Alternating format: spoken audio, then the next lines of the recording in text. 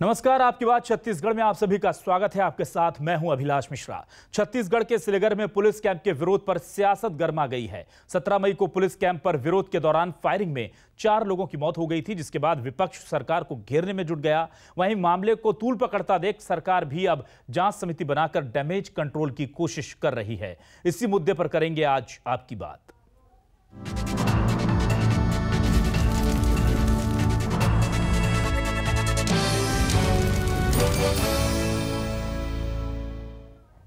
तो क्या है आज सवाल, हम सुनाते हैं आपको। सबसे पहले न्यूज़ 24 मध्य प्रदेश छत्तीसगढ़ क्या सवाल उठा रहा है वो दिखाते हैं।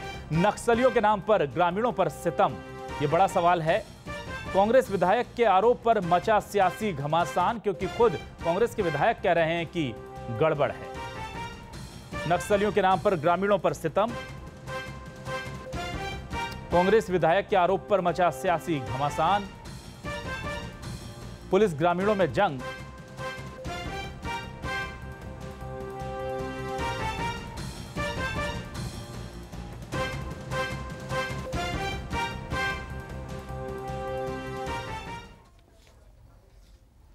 और इस पूरे मसले पर क्या कहना है बीजेपी का और क्या कहना है कांग्रेस का, ये आपको सुनाते हैं।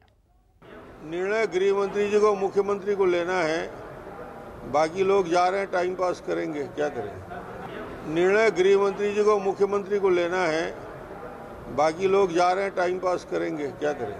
रूप से कहना चाहूंगा कि हमारे नारायणपुर में भी ओरछा ब्लॉक के या नारायणपुर ब्लॉक के दोनों ब्लॉक के लोगों को यहाँ पुलिस उठा जबरदस्ती नक्सली घोषित करी। मैं तो डीआईजी से भी बात किया और उनको ये भी कहा, वास्तव में आप जानते हैं नक्सली हैं तो उनको सूची जारी कीजिए। शासन की जो समर्पण नीति है उस तरह हम उनको आत्मसमर्पण कराएंगे, उनको शासकीय लाभ दिलाएंगे। यहाँ तक कहा तो उन्होंने कहा मैं जारी कर दूंगा, लेकिन आज तक उन्होंने जारी नहीं किया। जांच वाली प्रक्रिया में ऑलरेडी दंडाधिकारी जांच चल रही है, मजिस्ट्रेट जांच चल रही है, और हम लोगों ने निवेदन किया है कि आप जो भी तथ्य आपके पास है, जो भी प्रूफ है, जो भी एविडेंस है, आप प्रस्तुत करिए। बिना दबाव का निष्पक्ष रूप से जांच होगी और जो जांच में जो भी बात आएगी निश्चित रूप से उस पर आगे कार्रवाई होगी। ये हम लोग स्पष्ट रूप से हम लोगों ने कहा है। उसके बाद इन लोगों ने कहा कि हम लोग को परेशान न किया जाए, तो निश्चित रूप से हम लोगों ने आईजी साहब से सामने उनसे चर्चा हुई है कि आप सूची बना के दे दीजिए कौन कौन आंदोलनरत हैं, और उसको निश्चित रूप से परीक्षण करेंगे। आश्वासन दिए कि किसी प्रकार की दिक्कत नहीं आने देंगे और आपसे जब भी हम लोग बात करेंगे। कैंप वाली बात आप लोग के जहन में भी है, निश्चित रूप से कैंप वाली बात पे इनकी भी मांग है। तो उस मामले में राज्य शासन और केंद्र शासन का मामला है, तो प्रस्ताव भेजेंगे और उस पर चर्चा करेंगे। और आइए सीधे रुख कर लेते हैं अपने मेहमानों को। हमारे साथ बृहस्पति सिंह कांग्रेस विधायक जुड़ चुके हैं, वरिष्ठ कांग्रेसी नेता हैं। केदार कश्यप पूर्व मंत्री जुड़ चुके हैं बीजेपी से, और हमारे साथ प्रोफेसर बद्री नारायण जी जुड़ चुके हैं, वरिष्ठ पत्रकार, दिल्ली से हमारे साथ जुड़े हुए हैं। हम लगातार आप सभी का स्वागत कर रहे हैं सर, क्योंकि आज का मुद्दा बहुत अहम है। ये सिर्फ कांग्रेस बीजेपी केंद्र राज्य के बीच का नहीं, बल्कि आदिवासी और हमारा शासन प्रशासन उससे जुड़ा मुद्दा है, जिनकी बात आजकल कोई करना पसंद नहीं करता। मैं सीधे सबसे पहले आता हूं केदार कश्यप जी के पास। केदार जी, क्या आपको लगता है कि कांग्रेस अब दबाव में आप लोगों के आने के बाद ये प्रतिनिधिमंडल इसको भेजा है, और अब जब खुद चंदन कश्यप जी जो विधायक है कांग्रेस के, वो खुद कह रहे हैं कि उनके इलाके से पुलिस लोगों को जबरन उठा रही है या वहां पर नक्सली उन्हें बताया जा रहा है, तो अभी नैतिक दबाव था, इसलिए केवल एक डैमेज कंट्रोल हो रहा है? देखिए, सिलगेर की जो घटना है लगभग 12 तारीख से चल रही है। 17 तारीख को वहां पर हमारे आदिवासी भाइयों की गोलियों से मारा गया और 3 हमारे आदिवासी भाई मारे गए। एक महिला हमारे कहते हैं गर्भवती मारी गई, और कांग्रेस के लोगों, सरकार ने कहा कि नक्सलियों को मारा। और अभी जो टीम गई, और पहली बार हमारे छत्तीसगढ़ के इतिहास में ऐसा हो रहा है कि नक्सलाइट कभी धरना नहीं देते, कभी प्रदर्शन नहीं करते। ये ग्रामीणों का मामला है, वहां के आदिवासियों का मामला है, और आदिवासियों की मौत को दबाने का काम ये सरकार कर रही है। और किस तरीके से आदिवासियों पे अत्याचार कर रही है, इस बात को साबित करता है इनके विधायक, सांसद, मंत्री, स्थानीय मंत्री, कोंटा क्षेत्र जो कहते हैं जिस क्षेत्र में घटना हुई है वहां के विधायक, वहां हमारे प्रदेश के मंत्री हैं, लेकिन वो इस बारे में एक शब्द नहीं बोलते। आदिवासियों की मौत का मामला है, हमारे गृह मंत्री कुछ नहीं बोलते क्योंकि आदिवासी का मौत का मामला है, हमारे मुख्यमंत्री कुछ नहीं बोलते क्योंकि आदिवासियों का मौत का मामला है। तो आदिवासियों की मौत पर इतना चुप्पी क्यों, ये सरकार को जवाब देना चाहिए। सरकार तत्काल वहां पर जाए, वहां पर हमारे कहते हैं मुख्यमंत्री मंत्री वहां पर जा करके इस मामले को सुलझाने का काम करे। ये तो तुष्टिकरण के लिए अभी भेजा गया है टीम को। ये देखा कि जब आदिवासी यहाँ पर लगातार इस बात का विरोध कर रहे हैं, लगातार यहाँ पर इसका वो कर रहे हैं, तो इसके लिए इन्होंने इस मामले को दबाने के लिए इस तरीके से किया। इनके विधायक जो इसके प्रतिनिधि हैं, उनका बयान आता है कि आप कहते हैं नक्सलियों के नाम पर। जी केदार जी, लगता है संपर्क हमारा केदार जी से नहीं हो पा रहा है। मैं आता हूं बृहस्पति सिंह जी के पास, कांग्रेस विधायक हैं।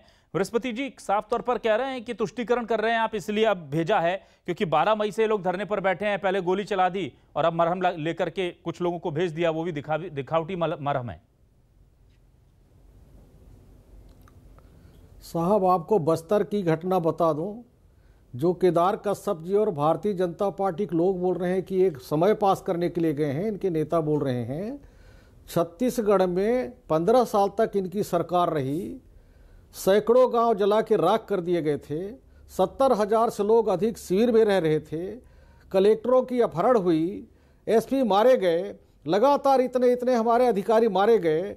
उस समय इनको जवाब नहीं था। छत्तीसगढ़ में हमारी सरकार बनने के बाद 2-2.5 साल के अंदर में पहली घटना है, और उसको भी भूपेश बघेल की सरकार ने बड़े संवेदनशीलतापूर्वक उन्होंने टीम गठन किया है और उनको टीम में भेजा है। जिन लोगों ने वहाँ की जनता ने चुन के जिसको भेजा है, उनको उनके साथ भेजने के लिए भेजा है, बात करने के लिए भेजा है, ताकि सच्चाई सामने आ सके और दूध का दूध पानी का पानी फैसला हो सके। दूसरे, आपको विनम्र आग्रह करूँगा कि वही उन लोगों को भेजा गया है वहाँ, जो वही दीपक वैद है, जहाँ हजारों एकड़ सारे हमारे कांग्रेस के लोगों ने संघर्ष करके भूपेश बघेल के नेतृत्व में, भूपेश बघेल की सरकार ने हजारों एकड़ जमीन, 10,000 एकड़ से अधिक जमीन वहाँ के आदिवासियों को वापस दिलवाया है, पट्टा दिया है कंपनी के पास से, और इसलिए लोगों पे भरोसा है। और भारतीय जनता पार्टी की मजबूरियां ये हो गई है कि साहब वहाँ बस्तर के सभी सीटों से गायब हो चुके हैं। ये नक्सलियों को नाम पे, नक्सलियों के माध्यम से भोले भाले आदिवासियों को उस्काकर सुरक्षा बलों के ऊपर इस तरह की कृत्य आरोप लगा रहे हैं। अगर झूठा हो सच्चा हो, जो भी जांच दल गई है जांच करेगा और उन आदिवासियों से बात करके दूध का दूध पानी का पानी हम लोग फैसला करने का पूरा उनको न्याय देंगे। और हमारे मुख्यमंत्री भूपेश बघेल ने कई बार बोल चुका है कि पीड़ित परिवार से भी हम बात करेंगे। भारतीय जनता पार्टी के साथियों से यही आग्रह करूंगा कि अमन चैन बहाल होने दीजिए, बस्तर में अमन चैन बहाल बस्तर में होने दीजिए। इसमें घी डालने, हवन में घी डालने का काम न करें। और क्या वहां पे सुरक्षा बल हम हटा दें? आज सुरक्षा बल भारत सरकार और राज्य सरकार को वहां से हटा दे? क्या भारतीय जनता पार्टी के लोग वहां सुरक्षा देंगे? बृहस्पति जी, आपने अपना पक्ष रखा, मैं आऊंगा आपके पास। मैं प्रोफेसर बद्रीनारायण जी के पास आता हूं। प्रोफेसर बद्रीनारायण जी, आप देखिए छत्तीसगढ़ में चाहे शासन किसी का भी रहे, आदिवासी अपने आप को हमेशा हाशिए पर पाता है।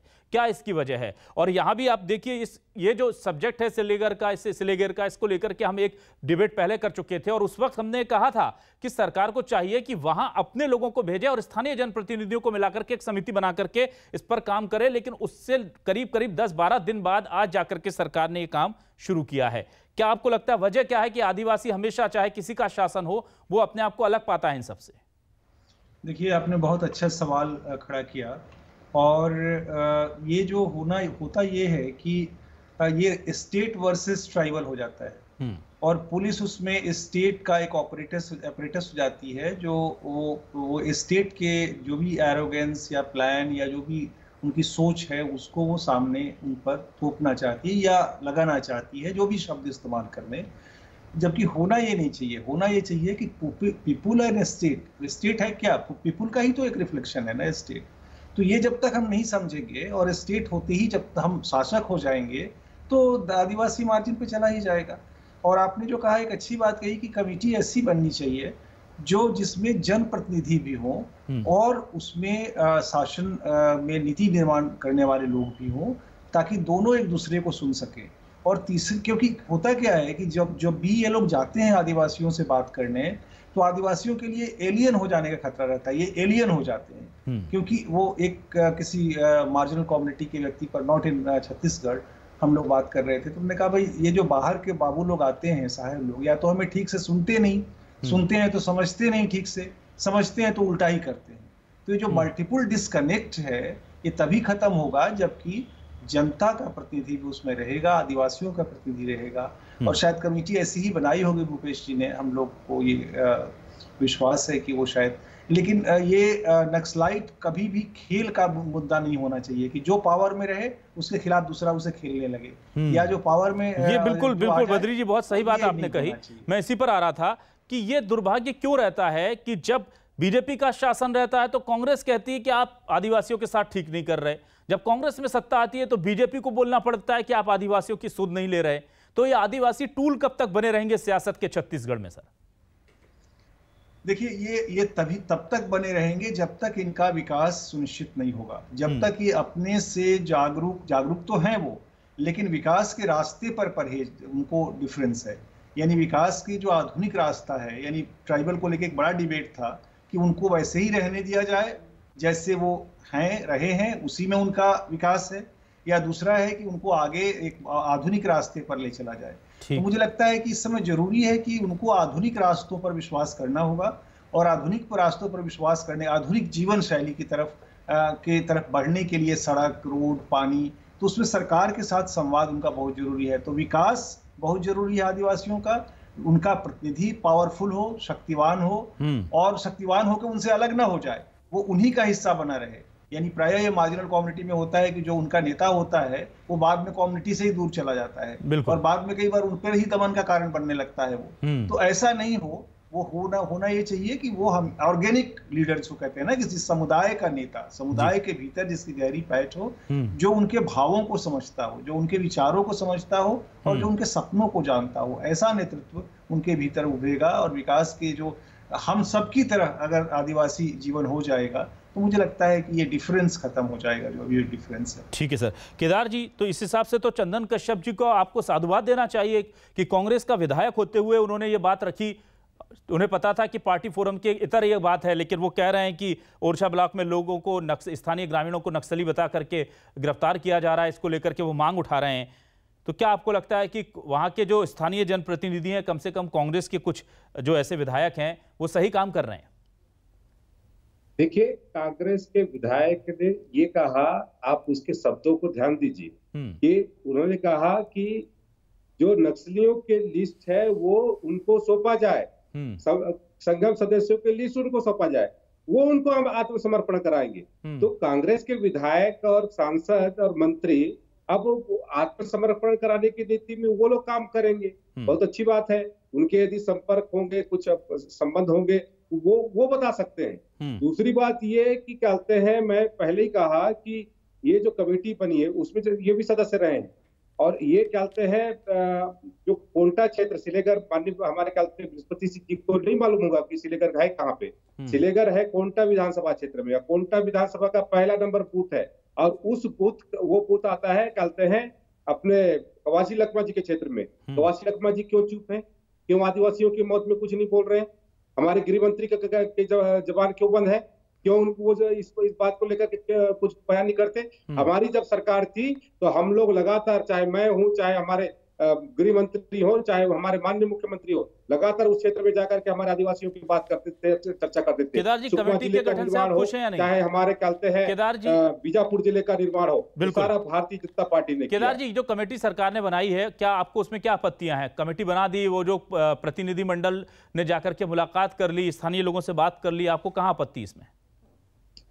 मुझे कोई आपत्ति नहीं है, ये तो केवल चाय नाश्ता करने के लिए कमेटी बनी हुई है। वो तो गए थे, अभी मैं फोटो भी आपके पास भेज दूंगा, वहां तो चाय नाश्ता करके वो तो उतर रहे थे। तो ये इस कमेटी से कुछ लाभ होने वाला नहीं है, और इस कमेटी में केवल बात सुना और वापस चले आए। और इन्होंने अब कह रहे हैं कि ग्रामीणों की मौत हुई। इतने दिनों तक, 20 दिनों तक, 22 दिनों तक 12 तारीख से जो घटना हो रही है उसके बाद कांग्रेस की सरकार इतने दिनों के बाद जागती है। हमारे दल को रोका जाता है, कांग्रेस के दल को वहां पर जाने दिया जाता है। तो इस बात को साबित करता है कि कांग्रेस इस सत्यता को छुपा रही है। कौन से ऐसे मामले हैं जो कहते हैं सत्ता पर लाना नहीं चाहती है? ये कांग्रेस इस पार्टी को जवाब देना चाहिए। ये गंभीर आरोप है कि आप 20-22 दिन आपको अपने लोगों तक पहुंचने में लग जाते हैं सर। गोलियां चल जाती तब नहीं जाते प्रतिनिधि, और अब जा रहे हैं, वो भी तब जा रहे हैं जब कांग्रेस के विधायक ने बात बोल दी कि वहां पर गड़बड़ हो रही है। ये कोई भी विधायक के क्षेत्र में अगर कुछ बात है तो वो बोलने का बिल्कुल अधिकार है और बोलना चाहिए, और इसी बात के लिए सारे कमेटी के लोगों को भेजा गया है और उन्हीं लोगों को भेजा गया है सर, जो लोग वहां रहते हैं, जो लोग उनसे मतदान करते हैं, जो उनके बीच में जाते हैं, उनके सुख दुख के साथी में रहते हैं, उनको वहां भेजा गया है। ठीक है, केदार जी को इस बात का अगर दुख है कि वहां फोर्स हटा दे तो बता देना कि क्या वहां से फौज हटा देना चाहिए, वहां सुरक्षा बल हटा देना चाहिए, क्या नक्सलियों के और भरोसे उनको छोड़ देना चाहिए, क्या वहां बस्तर में अमन चैन नहीं होना चाहिए, क्या सुरक्षा बल के सहयोग से वहां का सड़क निर्माण नहीं होना चाहिए, वहां का स्कूल कॉलेज नहीं खुलना चाहिए, क्या आदिवासियों की जमीन सरकार ने, कांग्रेस सरकार ने वापस कर दी, 10,000 से एकड़ से अधिक तो गलत कर दिया, क्या वहां के अस्पताल में डॉक्टर व्यवस्था हो गई तो गलत हो गया। तो मैं चाहता हूं कि आप सब लोग मिलकर नक्सली के मामले में, शांति वातावरण के मामले में अमन चैन बहाने करने के लिए, चाहे भाजपा हो चाहे कांग्रेस हो, सबके सहयोग की जरूरत है सर। सबको मिलकर अमन चैन बहाल करना चाहिए ताकि बस्तर का विकास कर सके। जो हमारे आदिवासी जंगलों में रहते हैं, भोले भाले सीधे रहते हैं, उनकी जीवन में खुशहाल ला सके, इसलिए भूपेश बघेल की सरकार ने वन उपज की खरीदी भी वहां काफी बढ़ाया, तेंदुपत्ता की रेट भी बढ़ाया, बहुत सारे चीजें करने का कोशिश किया, और लगातार हमारी सरकार बनने के बाद पीड़ित परिवार से हम लोग बात कर रहे हैं, हमारी सरकार और न्याय देने का काम कर रहे हैं। जमीन देना हो, शिक्षा का मामला हो, स्वास्थ्य के मामले हो, चाहे और मामले हो, सारी योजनाएं आप लोग चला रहे हैं, अच्छी बात है। बहुत विचलित और दुखित हो गया। मेरा सवाल एक छोटा सा था, पूरे खत्म हो चुके हैं सब। वहां नक्सलियों के सहयोग से बस्तर में स्थापित होना चाहते हैं, नक्सलियों की मदद से सरकार में वापस आना चाहते हैं। ये बड़ा आरोप है केदार जी बहुत बड़ा आरोप है, आप नक्सलियों की मदद से सरकार वापस चाहते हैं। लगातार ये आंदोलन कर रहे हैं, ये सुरक्षा के ऊपर अंगुली उठाने की कोशिश कर रहे हैं। मैं तो ये जानना चाहता हूं कि आप खुले आप बोलिए ना कि नक्सलियों के सहयोगी है आप, सहयोग करके आप चाहते हैं। केदार कश्यप जी, क्या आप हमें सुन पा रहे हैं? ये इस बात का जवाब इनको देना चाहिए जी। बीजेपी के टीम को, बीजेपी के विधायकों को क्यों शामिल नहीं किया गया?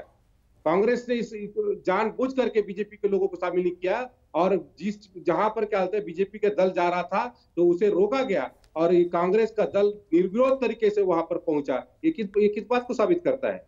कौन है लोग जो कहते हैं इस तरीके से चले जा रहे हैं बिना कोई कहते हैं तो उसके? बोलिए बृहस्पति जी, आप क्या कहना चाह रहे हैं? वहां पर पहुंच रहे हैं, और इनके जो मंत्री हैं, इनका बस्तर के सभी निर्वाचित विधायक वहां गए हैं, दल की बात नहीं है, निर्वाचित जनप्रतिनिधि जो बस्तर के हैं सभी लोग गए हैं, और वहां के सांसद विधायक सबको भेजा गया है ताकि उनके हर दुख दर्द की बात खुल के कर सके, उनके वहां की बोली भाषा बोलते वहां की बात उनकी समझ सके। पुलिस वाले अगर सुरक्षा वालों ने गलत किया तो उसकी भी जांच कर सके। अगर नक्सलियों ने मदद, लेकिन भारतीय जनता पार्टी एक हथकंडा अपनाया है, नक्सलियों के मदद से सरकार में लौटना चाहती है। पहले भारतीय जनता पार्टी सरकार हम लोगों ने देखा है, कांग्रेस के हमारे प्रथम लाइन के सारे नेताओं को हमने खोया है, 70,000 से अधिक लोग शिविर में रहते थे, सैकड़ों गांव जला के राख कर दिए गए थे। और केदार जी बात क्या करेंगे, 15 साल तक डर के मारे जाते नहीं थे, हेलीकॉप्टर से इनकी पैर नहीं उतरती थी।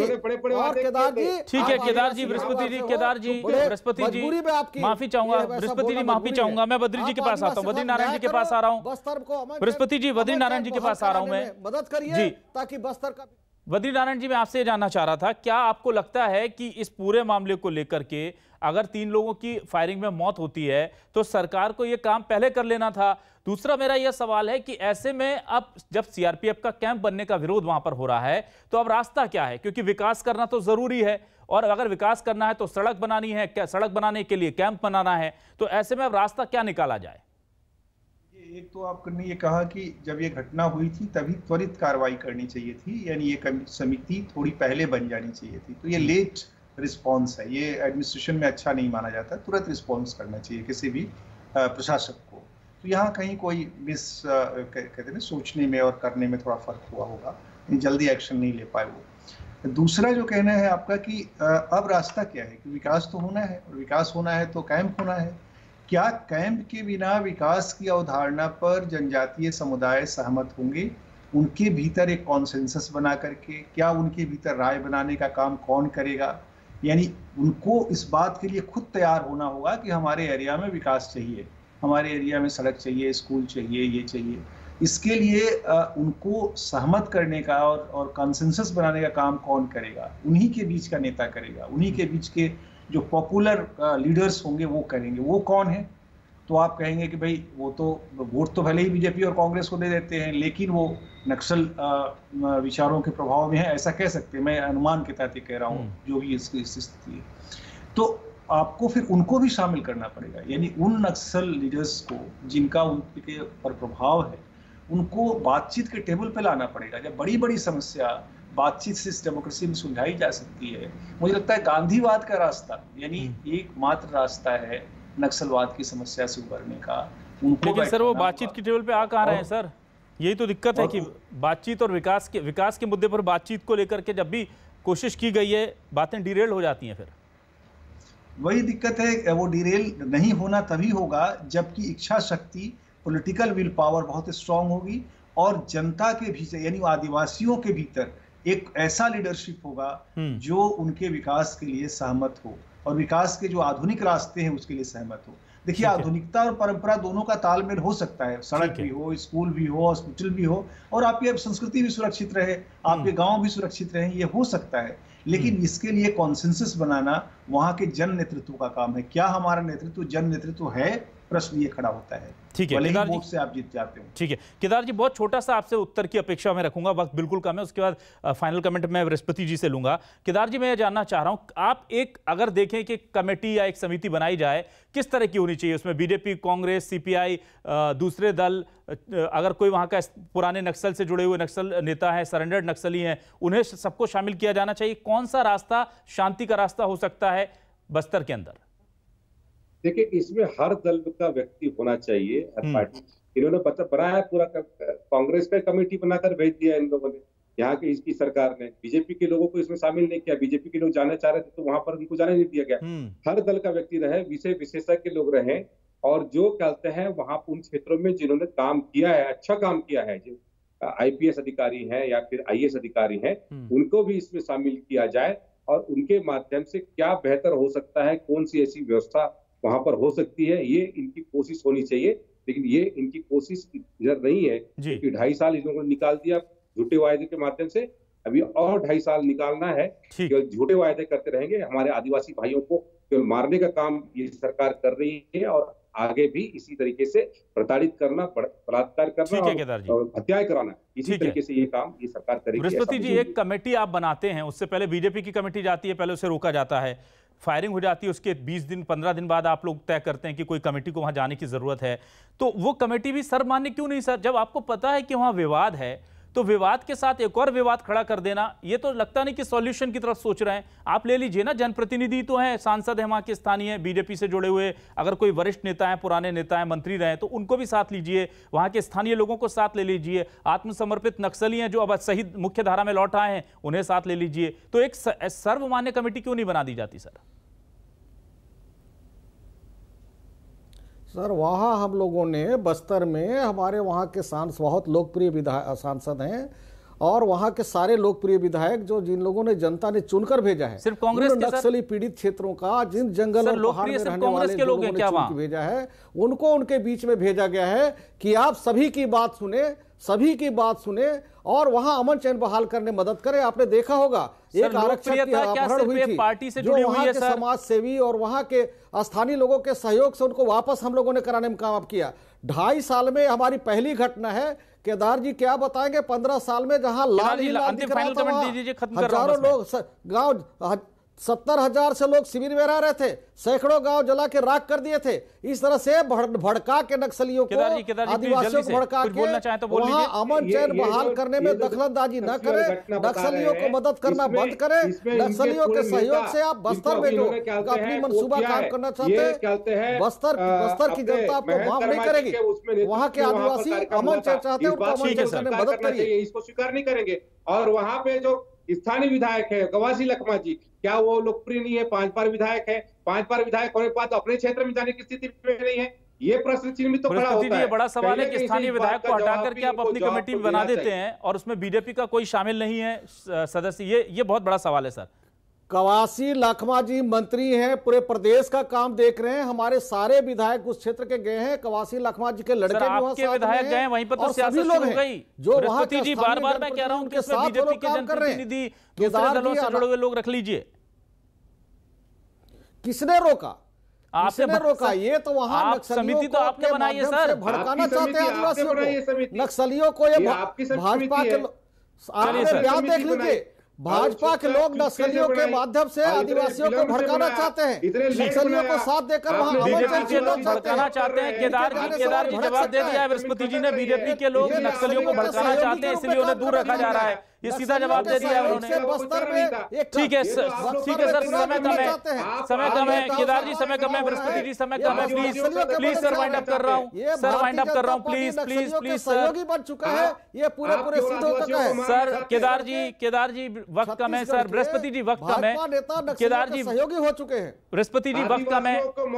माफी के साथ सर वाइंड अप करूंगा प्लीज माफी के साथ वाइंड अप करूंगा केदार जी प्लीज। मैं बस इतना कहना चाह रहा हूं कि बृहस्पति जी ने साफ तौर पर कहा है कि बीजेपी के लोग नक्सलियों को ग्रामीणों के माध्यम से, नक्सली जो हैं उन्हें उनके नाम पर ग्रामीणों को भड़काना चाहते हैं और इसीलिए इस समिति से उन्हें दूर रखा गया है। यानी कि इस मुद्दे पर सियासत होती रहेगी, पर हमें इंतजार इस पूरे मामले के सॉल्यूशन को लेकर के है। प्रोफेसर बद्री नारायण जी, बहुत बहुत शुक्रिया आप आए और आपने वो एक निष्पक्ष, जो एक पक्ष होता है जो पीछे छूट जाता है, हमने उसे मुख्य धारा में लाने की कोशिश की है। बृहस्पति जी आपका भी शुक्रिया, केदार जी आपका भी बहुत बहुत शुक्रिया आपकी बात और न्यूज़ 24 मध्य प्रदेश छत्तीसगढ़ से जुड़ने के लिए।